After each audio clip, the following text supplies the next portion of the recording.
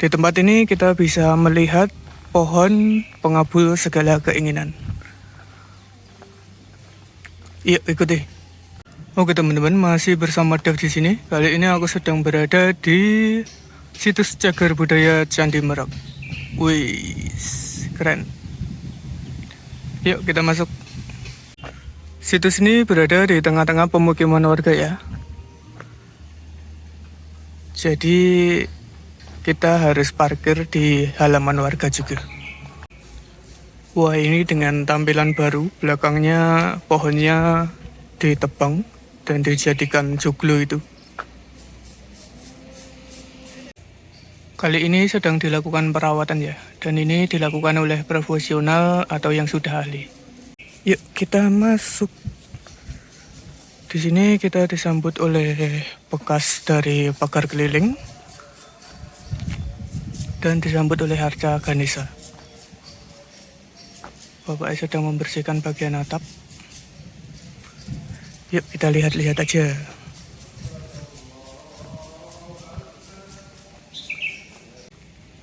Dilihat dari postur kakinya yang jangkung ini, kita bisa tahu bahwa ini dibangun pada masa Kerajaan Medang atau sekitar 800-an Masehi. Candi ini terdiri dari satu candi utama yang menghadap ke timur dan diiringi oleh 3 candi perwara, di mana ketiga candi perwara ini masih belum selesai dipugar. Walaupun belum selesai dipugar, tapi kita masih bisa menemukan ukiran-ukiran yang sangat indah di sini. Lihat tuh. Dan jika ini merupakan bagian dari atap, mungkin bentuk dari candi perwaranya ini hampir sama dengan candi Plaosan Kidul yang kemarin kita bahas atau kita kunjungi. Di sini juga masih terdapat arca nandi, namun sayang bagian kepalanya terpenggal ya. Dan ukirannya itu masih sangat tajam sekali dan jelas sekali. Wih, keren.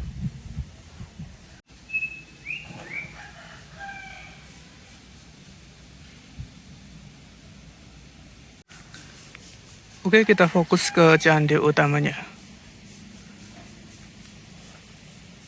Candi utama ini memiliki antarala, dan di candi ini juga itu kaya dengan ukiran-ukiran yang sangat indah sekali. Contohnya di bagian antarala ini. Itu sangat padat sekali dengan ukiran-ukirannya. Untuk bagian pipi tangga masuk ke dalam candi terdapat ini Gajah Mina atau Makara, dan di situ juga terdapat Kala Makara. Gajah Mina yang ada di sini itu memiliki belalai ular kobra yang sangat besar. Jangan didekati, awas nanti kepatok. Dan juga ukirannya itu masih sangat detail sekali dan cantik sekali.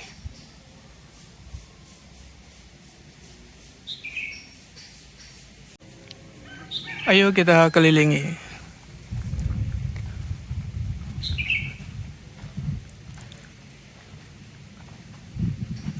Ini tangga untuk Bapak bersih-bersih ya. Di bagian relung yang kosong ini seharusnya ada arca Resi Agastya. Namun sayangnya hilang ya. Di bagian barat terdapat arca Ganesha, di mana dia sebagai simbol kecerdasan juga sebagai simbol tolak bala atau istilahnya apa ya? Pengusir kemalangan lah.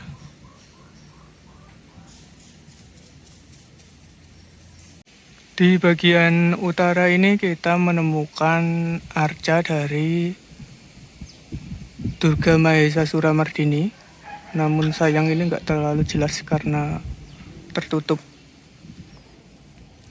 Durga Mahesasura Mardini yang ada di sini itu sayangnya bagian kepala terpenggal sama seperti Nandi yang ada di Candi Perwaranya, dan sapinya ini tertidur teman-teman. Ini dia bagian antara lainnya, dan kalian perlu tahu nih, bagian-bagian yang kosong ini dan ada titik putihnya ini merupakan batu pengganti ya. Itu kenapa tidak diisi dengan ornamen-ornamen. Kenapa begitu? Karena kalau diganti dengan ornamen yang baru, itu merusak keorisinilan atau keaslian dari candi ini. Jadi nilainya itu akan berkurang atau bahkan tidak ada sama sekali. Itu kenapa batu-batu pengganti seperti ini tidak diukir sama dengan batu yang aslinya. Seperti itu teman-teman. Jadi untuk membedakan batu yang asli sama batu pengganti biasanya ada titik tengah seperti ini.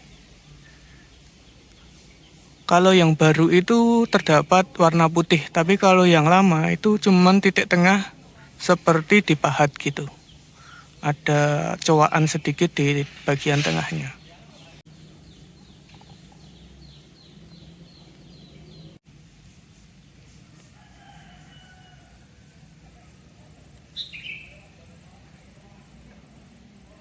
Oke, tur kali ini sudah hampir selesai dan aku agak dibuat kaget di bagian sini.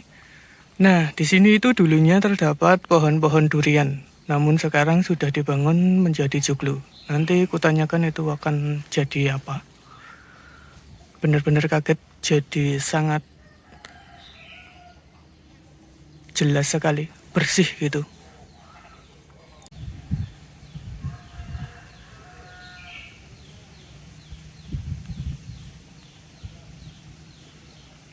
Iya, hampir lupa. Kita kesini kan mau mencari pohon pengabul segala keinginan. Nah, ini dia ada di sini teman-teman. Ini dia pohonnya. Pohon ini bernama pohon Kalpataru. Pohon ini berbuahkan harta kekayaan. Kita bisa melihat di sini. Kita bisa mendekat dan ini merupakan leontin. Leontin ini seperti rantai yang terbuat dari emas, dan ini dia seperti mutiara gitu. Ini berada di atas teratai pohonnya ini. Nih motif teratainya yang ada di bawah ini, dan dijaga oleh raksasa yang membawa gada satu.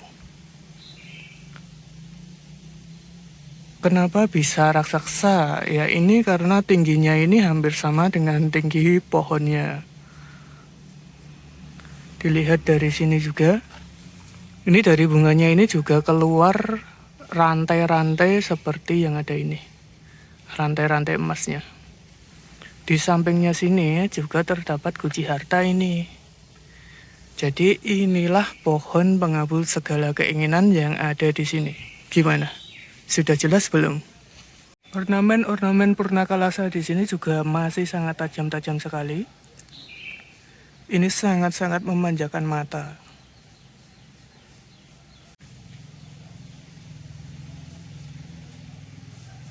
Di sini juga terdapat titipan dari lingkungan sekitar yang menemukan arca-arca terbengkalai di kebun atau di persawahan. Contohnya adalah ini arca Ganesha yang dititipkan di sini biar tetap terawat walaupun sudah mengalami yang namanya korosi. Tapi kita bisa melihat bahwa ini gadingnya, ini belalainya, dan ini bagian kepalanya. Kita bisa mengidentifikasi bahwa itu Ganesha ya.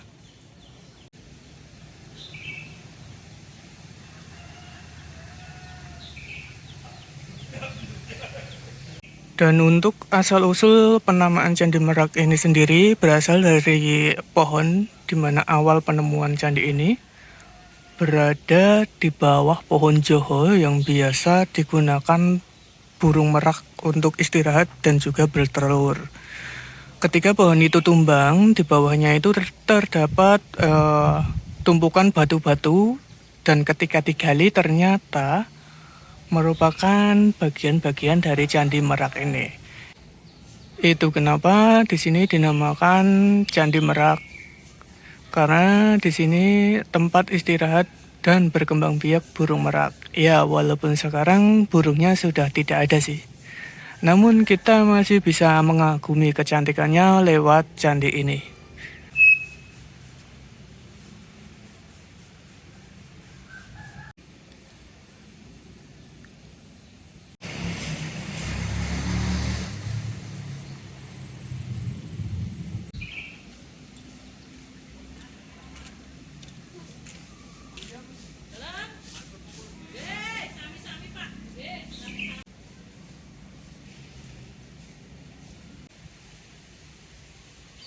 Ini bangunan baru yang ada di depan Candi Merak. Namun sayangnya pekerjanya itu nggak tahu ini akan digunakan untuk apa. Bangunan inilah yang membuat Candi Merak yang sekarang itu sangat terlihatan jelas dan tidak ter-background dengan pohon. Apa sih? Ter-background dengan pohon. Biasanya bagian belakang Candi Merak itu terdapat pohon-pohon durian yang cukup banyak, namun ditebang untuk dibuat bangunan joglo seperti itu.